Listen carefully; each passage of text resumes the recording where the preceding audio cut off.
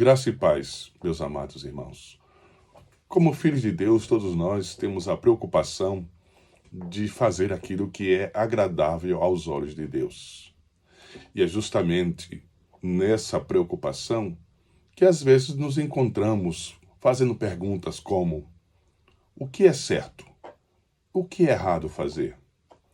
Devo eu, como crente, me portar assim? Posso eu, como crente, fazer tal coisa ou deixar de fazê-la? Como crente, é certo ou errado usar isso ou usar aquilo, falar isso ou falar aquilo, ir àquele lugar, participar daquela atividade ou não? Então essas perguntas, elas sempre estão nas nossas mentes, na nossa boca, por que não dizer no nosso coração? Agora, devemos entender que o apóstolo Paulo nos recomenda que a vida cristã, ela não é feita de regrinhas do tipo: não faça isso, não faça aquilo, não toque aqui, não toque ali. Não. Isso não é a vida cristã. A vida cristã é uma vida debaixo do senhorio de Cristo. Ou seja, viver em submissão à sua palavra, à sua vontade. Agora, como nem sempre é fácil entender, compreender qual seja a vontade de Deus em determinadas circunstâncias, eu quero justamente aqui lhe ajudar. Lhe ajudar a fazer o certo, fazer a escolha certa diante de determinadas circunstâncias. Muito bem. Para isso eu quero lhe apresentar aqui o que eu chamo de 5 testes. 5 testes muito simples. Uma vez que a vida do crente deve ser conduzida pela palavra de Deus, pois esta é a sua regra de fé e prática, então é na palavra de Deus que o crente vai encontrar a vontade de Deus. Quando você estiver diante de alguma coisa, diante de uma circunstância, diante de algo para fazer ou não fazer, e tem dúvidas, muito bem, aí vai o primeiro teste. O primeiro teste é o teste do pensamento. Ou seja, está aqui em Filipenses capítulo 4, versículo 8. Pergunte a si mesmo antes de você alimentar um pensamento na sua mente. Finalmente, irmãos, tudo que é verdadeiro, tudo que é respeitável, tudo que é justo, tudo que é puro, tudo que é amável, tudo que é de boa fama, se alguma virtude há e se algum louvor existe, seja isso que ocupe o vosso pensamento. Pois bem, se você quer saber se a maneira que você está pensando é certa ou errada, pergunte: o meu pensamento está de acordo com esse texto? Filipenses 4:8. O segundo teste é o teste das palavras, daquilo que nós pronunciamos, daquilo que nós falamos. Diante de uma circunstância em que você fala, ou você precisa falar, ou deve falar, então pergunte a si mesmo se o que você vai falar está de acordo com Efésios capítulo 4, versículo 29, que diz: não saia da vossa boca nenhuma palavra torpe, e sim unicamente a que for boa para edificação, conforme a necessidade, e assim transmite a graça aos que ouvem. Pois bem, antes de falar alguma coisa, pergunte se o que você vai dizer está de acordo com esse texto, se vai ou não edificar as pessoas que estão à sua volta. Terceiro teste. O terceiro teste eu chamo o teste das ações, ou seja, daquilo que a gente faz. Antes de fazer alguma coisa, antes de se comportar, antes de realizar alguma coisa, então pergunte se o que você vai fazer está de acordo com 1 Coríntios, capítulo 10, verso 31 e verso 32. Assim, quer vocês comam ou bebam, quer fazer qualquer outra coisa, façam tudo para a glória de Deus. Então, esse é o teste número 3. É o teste das ações. Antes de fazer qualquer coisa, pergunte a si mesmo se o que você vai fazer, Deus é glorificado. Como é que eu sei que Deus é glorificado? É simples, é simples. Pergunte assim: eu faria isso que eu vou fazer agora no culto de Santa Ceia? Pergunte assim. Se a resposta for positiva, então faça, porque eu tenho certeza que você estará fazendo para a glória de Deus. Agora, se a resposta for negativa, então esqueça. Você sabe que tal ação, tal atitude, tal comportamento, Deus não é glorificado. Quarto teste. O teste da liberdade. Talvez a essa altura você esteja dizendo: mas eu sou livre. E então a minha liberdade não conta? Eu não posso fazer aquilo que eu quero fazer? Será que eu tenho que me sujeitar a uma vida que vai agradar os outros? Sim, a Bíblia nos fala que nós somos livres. Em Cristo Jesus foi para a liberdade que Cristo nos libertou. Mas pergunte, se essa sua liberdade de fazer as coisas, de dizer as coisas, de pensar em algumas coisas, se essa liberdade que você está dizendo que tem, será que ela não vai estar sendo ultrapassada num determinado limite aonde outros que estão à sua volta serão afetados? A pergunta é muito simples. A minha liberdade, o uso da minha liberdade, será que não vai estar fazendo com que as pessoas que estão próximas de mim, elas não venham se afastar de Deus?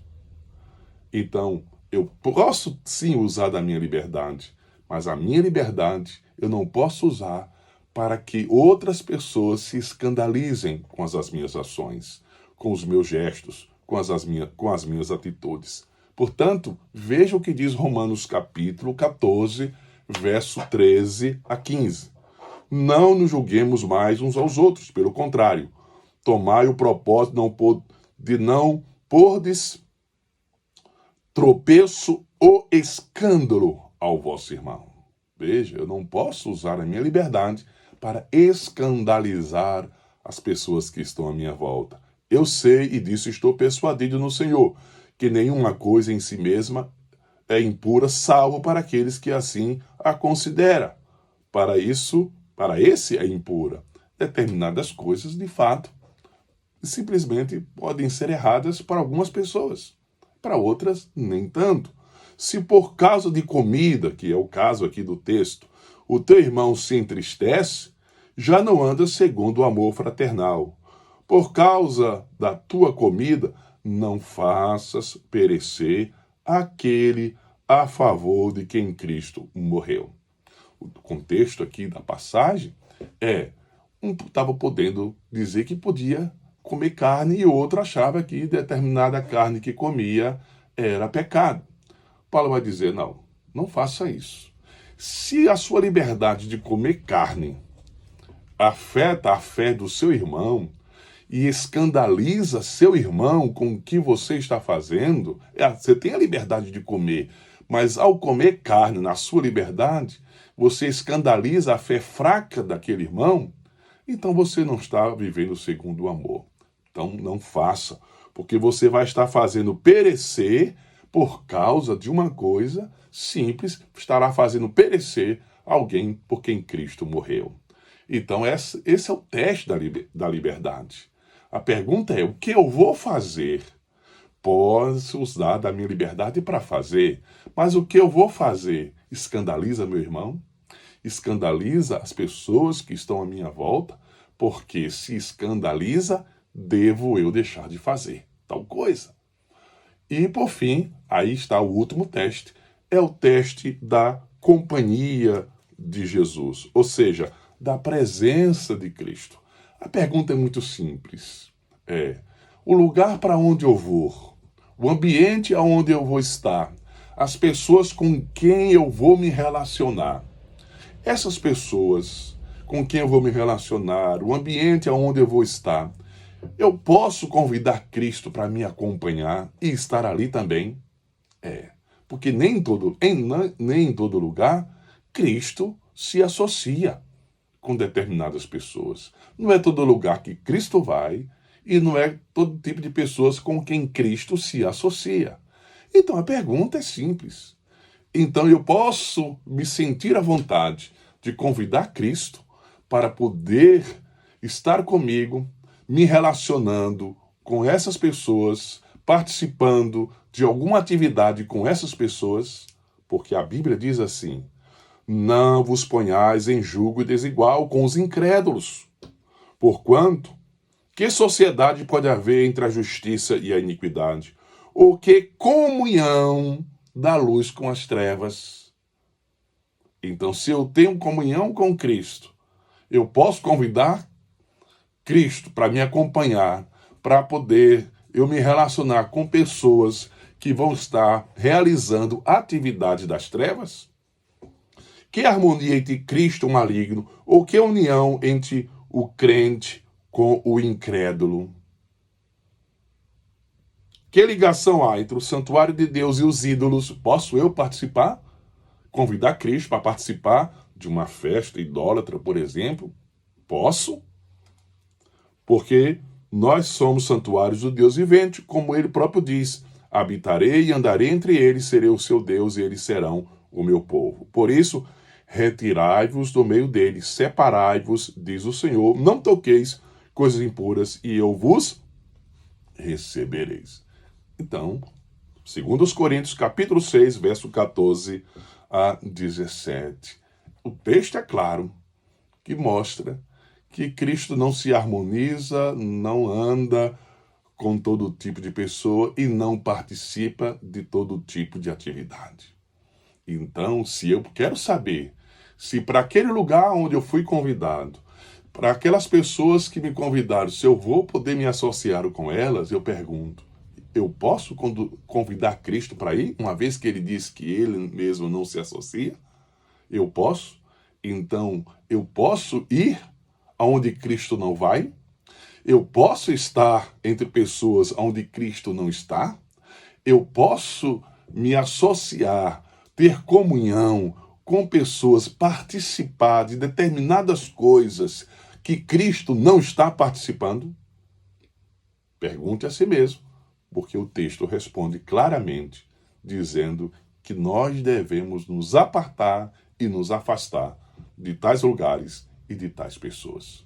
Bem, mesmo que esses testes que eu coloquei aqui para você, o teste do pensamento, o teste das palavras, o teste da liberdade cristã e o teste da companhia de Cristo, eles ainda não ajudam você a discernir entre o certo e o errado, eu vou deixar para você um último teste. É o teste da consciência. Está aqui, Romanos capítulo 14, verso 22 e 23. Se você tem dúvida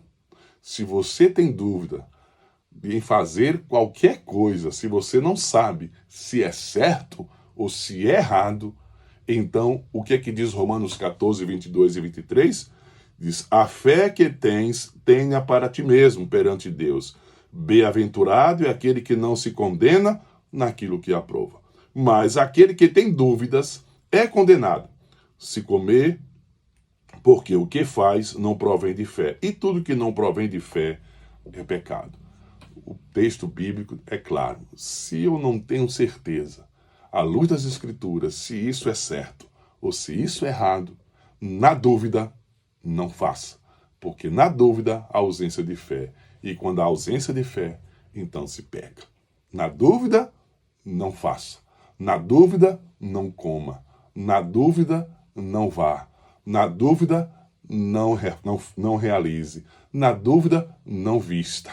Na dúvida, não beba. É melhor se abster, porque assim você não pecará contra Deus. Lembre-se, a vida cristã, ela tem um propósito: vivê-la para a glória de Deus. Que Deus abençoe você e toda a sua casa. Amém.